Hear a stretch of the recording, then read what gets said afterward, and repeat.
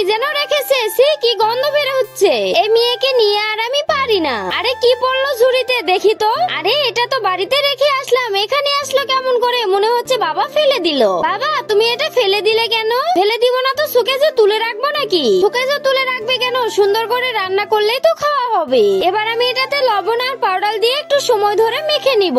এরপর এটাতে একটু পানি দিয়ে সুন্দর করে পরিষ্কার করে নিব। এবার আমি এটা উল্টো করে এই তেলগুলো ছিলে নিব। এটা একটু সময় ধরে পরিষ্কার করা লাগলেও খেতে কিন্তু সময় লাগে না। এবার আমি এই পানিতে ভুঁড়িগুলো সিদ্ধ করতে দিব।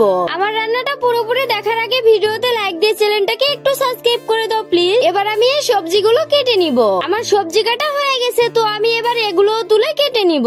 হয়ে গেছে কাটা, এবার একটা গামলাতে তুলে নিব।